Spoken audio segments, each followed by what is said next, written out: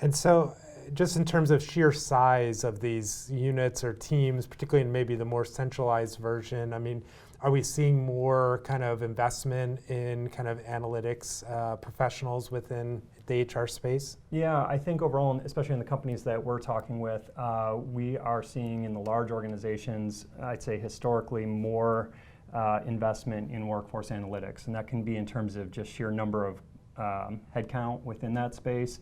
So maybe if it were 5 years ago, 2 people in a 100,000 person company, maybe today it's 5 or 7, right? Because they've had an increased demand for the kinds of things that those groups can do. So I think on the whole, you are seeing greater investment. And it's not just in the people, but also the systems and tools to help support the groups. So on the whole, these teams tend to be still pretty small, right? We hear a lot in the working groups about teams of 2, 4, 5, 7 at the center. In other cases, you have the very large organizations with a heavy demand for analytics. They might be in the double digits easily and have kind of subgroups that work on metrics, reporting versus analytics, and other workforce planning or some other pocket here. Mm-hmm. But on the whole, if I were to compare, back to some of the first ones that we did, you're definitely seeing an increase in the investment in this space.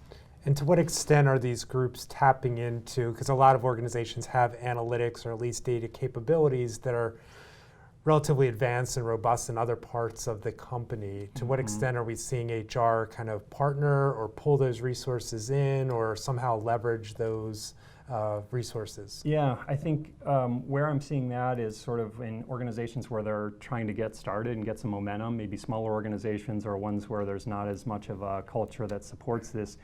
Instead of going out and hiring, 5 data scientists and some PhDs to begin your workforce analytics group, what they're doing is saying, we know we have good people data, we know we have questions we'd like to address, can we pull together resources from different parts of the organization? So, it's something we talk about in the working groups, or I talk about in class, is that HR analytics really is a multidisciplinary sort of area if you're going to do it well, right? There's very few people that know the methodology part, that know the strategy and business well, that know the data and systems and tools, that can present, that can consult.